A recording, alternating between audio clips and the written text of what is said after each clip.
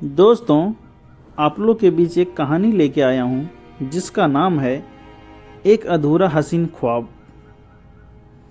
तो चलते हैं कहानी की ओर। कहानी सुनने के लिए हमारे साथ बने रहें।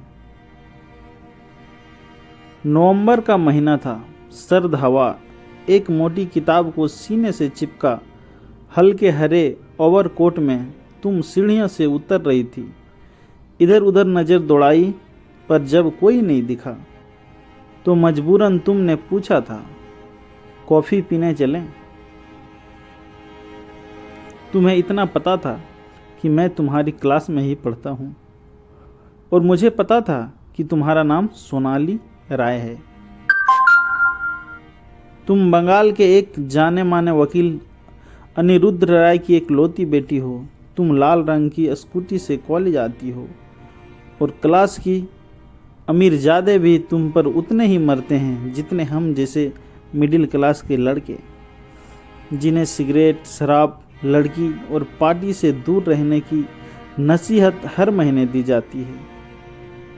उनका एकमात्र सपना होता है माँ बाप के सपनों को पूरा करना।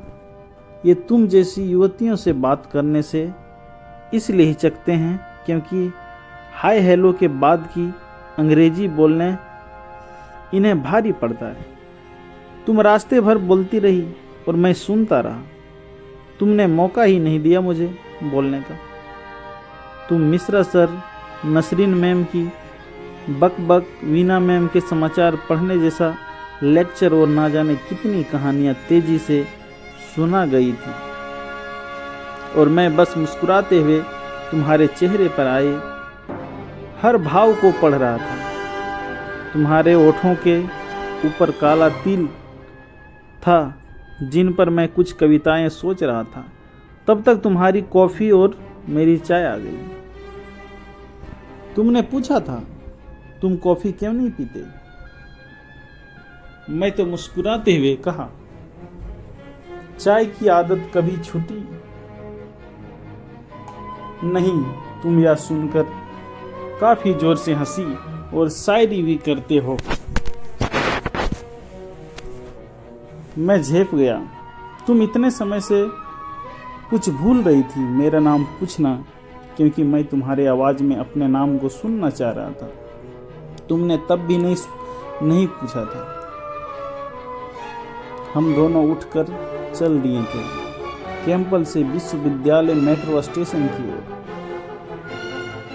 बात करते हुए तुमने कहा था, सज्जाद पता है, मैं अक्सर सपना देखती थी कि मैं फोटोग्राफर बनूंगी, पूरी दुनिया का चक्कर लगाऊंगी और सारे खूबसूरत नज़ारे अपने कैमरे में कैद करूंगी। लेकिन आज मैं नील मार्क्स और लेनिन की किताबों में उलझी हुई हूँ।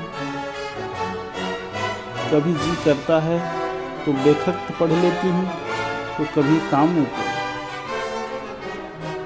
हम अक्सर जो चाहते हैं वैसा नहीं होता और शायद अनिश्चित जीवन की खूबसूरत बताती है।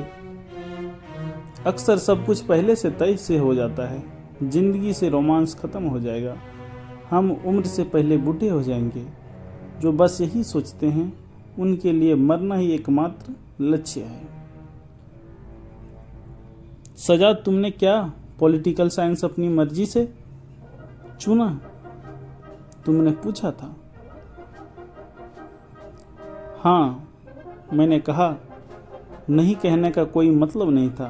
उस समय मैं खुद को बताने से ज़्यादा तुम्हें जानने का चाह रहा था।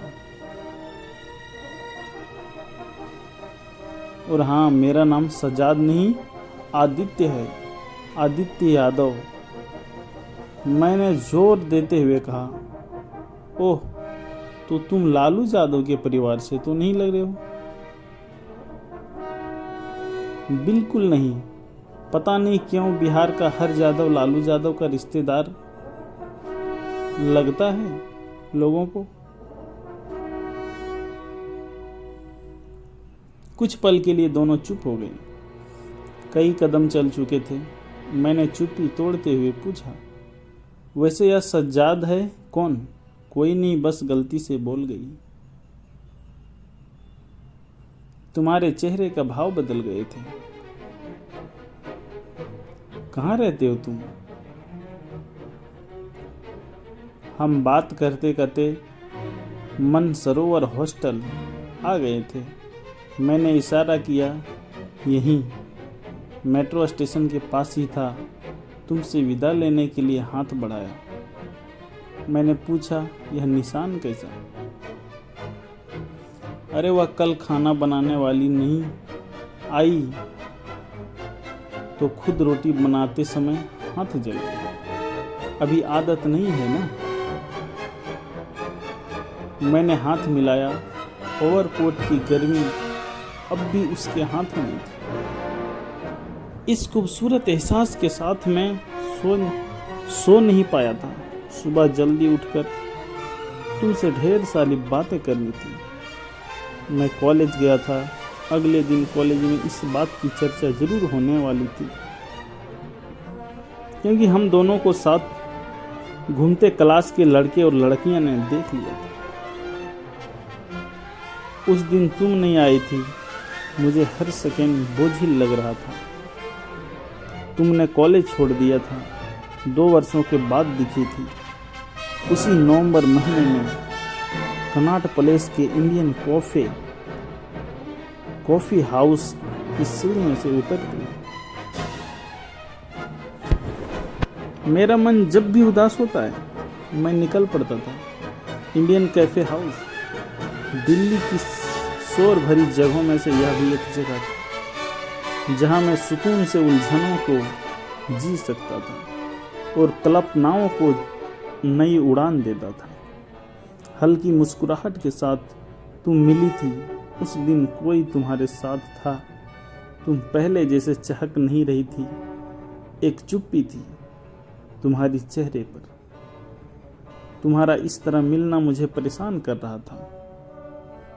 तुम बस उदास मुस्कुराहट के साथ मिलोगी और बिना कुछ किए सीढ़ियों से उतर जाओगी। यह बात मुझे अंदर तक कचोर रही थी।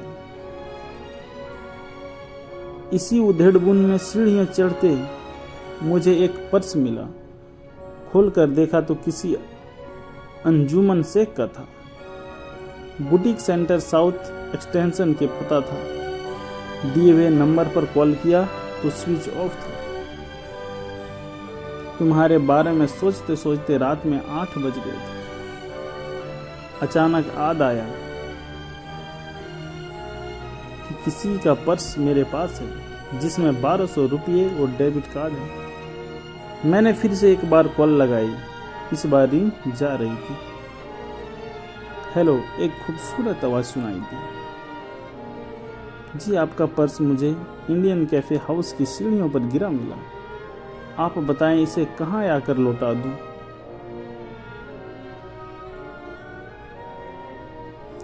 आदित्य बोल रहे हो? उधर से आवाज आई। सोनाली तुम? मैं आश्चर्यचकित था। कैसी हो तुम? और यह अंजुमन शेख का कार्ड? तुम हो कहाँ? तुमने कॉलेज क्यों छोड़ दिया? मैं उसके सारे सवालों का जवाब जान लेना चाहता था, क्योंकि मुझे कॉल पर भरोसा नहीं हो रहा था। तुमने बस इतना कहा था, कल कॉफी हाउस में मिलो 11 बजे। अगले दिन मैंने कॉफी हाउस के तुम्हें आते हुए देखा। 2 वर्ष पहले उस हरे ओवरकोट में सोनाली मिली थी। सपनों की दुनिया में जीने वाली सोनाली, बेरंग जिंदगी में रंग भरने वाली सोनाली। पर 2 वर्ष से तुम बदल गई थी। तुम सोनाली नहीं थी। तुम एक हताश उदास सहमी अंजुमन शेख थी, जिसमें 2 वर्षों पहले घर छोड़कर अपने प्रेम सजाद से शादी कर ली थी। वही सजाद जिनके बारे में तुमने मुझसे छिपाया था। जिससे प्रेम करो उसके साथ यदि जिंदगी का हर पल जीने को मिले तो इससे खूबसूरत और कुछ नहीं हो सकता। इस गोरम जबी प्रेम विवाह से निश्चित हो ही तुमने बहुत कुछ झेला होगा, पर प्रेम सारे जख्मों को भर देता है। लेकिन तुम्हारे और सज्जाद के बीच आए रिश्तों की कड़वाहट वक्त के साथ बदतर हो रही थी। शादी के बाद प्रेम में बंधन के रूप ले लिया था। आधिपत्य के बोझ तले रिश्तों बोझिल हो रहे थे। तुम तो दुनिया का चक्कर लगाने वाली युवती थी। तुम रिश्तों को जीना चाहती थी, उन्हें धोना नहीं चाहती थी। जिसे तुम प्रेम समझ रही थी वह घुटन बन गया था। तुम सब कुछ कहती चली गई थी और मैं तुम्हारे चेहरे पर उठते हर भाव को वैसे ही पढ़ना चाह रहा था जैसे पहली बार पढ़ा। तुमने सजाद के लिए अपना नाम बदला था, अपनी कल्पनाएं बदली, तुमने खुद को बदल दिया था। प्रेम में खुद को बदलना सही है या गलत है नहीं मालूम, पर खुद को बदलकर तुमने प्रेम भी तो नहीं कर पाया। वक्त हो गया था, फिर एक बार तुम्हारे जाने का सज्जाद घर पहुंचने वाला होगा। तुमने कहा था। तुमने पर्स लिया और हाथ आगे बढ़ाकर बाय कहा। मैंने जल्द से तुम्हारा हाथ थामा। वही 2 वर्षों पुराने ओवरकोट की गर्मी महसूस करने को, तुम्हारे हाथ के पुराने जख्म को,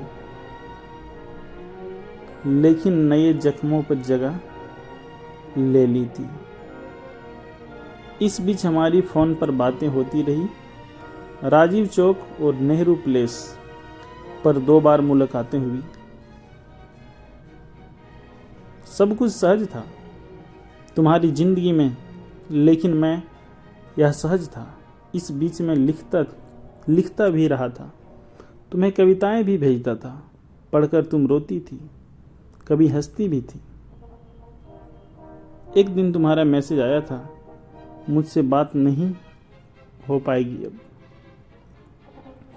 मैंने एकदम कॉल बैक किया।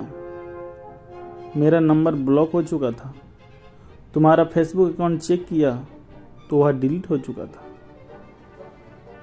मैं घबरा गया था। तुम्हारे साउथ एक्स वाले बुटीक पर फ़ोन किया तो पता चला तुम 1 हफ्ते से वहाँ नहीं गई हो। इसी बीच मेरा नया उपन्यास नंबर की डायरी बाजार में छप कर आ चुका था। मैं सभाओं और गुफ्तियों में जाने से व्यस्त हो गया था, तो तुम्हारा ख्याल मन में हमेशा बना रहा। समय करवटें ले रहा था। सूरज रोज डूबता था, रोज उगता था। धीरे धीरे साल गुजर गया। शाम के 7 बज रहे थे। मैं कमरे में अपनी नई कहानी सोना के बारे में सोच रहा था। तब तक दरवाजे की घंटी बजी। दरवाज़ा खोला तो देखा युवती मेरी ओर पीठ किए खड़ी है। मैंने कहा जी। वह जैसे ही मुड़ी मैं आश्चर्यचकित रह गया। वह सोनाली थी। हम दोनों गले लग गए। मैंने सीने से लगाए हुए पूछा, तुम्हें मेरा पता कैसे मिला? तुम्हारा उपन्यास पढ़ा, नवंबर की डायरी, उसके पीछे तुम्हारा नंबर और पता भी था। आदित्य, तुमने सही लिखा है। इस उपन्यास में जिन रिश्तों में विश्वास की जगह हो उनका टूट जाना ही बेहतर है। मैंने सज्जाद को तलाक दे दिया था। हमारी फेसबुक चैट सज्जाद ने पढ़ ली थी। फिर यहीं से बचे रिश्ते भी टूटते चले गए थे। तुम मेरे अस्त व्यस्त घर को देख रही थी। अस्त व्यस्त सिर्फ घर ही नहीं था, मैं भी था, जिसे तुम्हें सजना और संवारना था। पता नहीं तुम इसके लिए तैयार थी या नहीं। तभी तुमने कहा ये किताबें इतनी बिखरी हुई क्यों हैं? मैं सजा दूं? मुस्कुरा दिया था। रात के 9 बज गए थे। हम दोनों किचन में डिनर तैयार कर रहे थे। तुमने कहा कि खिड़की बंद कर दो, सर्द हवा आ रही है। मैंने महसूस किया नवंबर का महीना आ चुका था। तो दोस्तों, कहानी यहीं समाप्त होती है। आप लोग को अगर कहानी पसंद आया हो तो कहानी को लाइक, कमेंट और शेयर जरूर करें और इस तरह की कहानियाँ सुनने के लिए हमारे पास जुड़े रहें।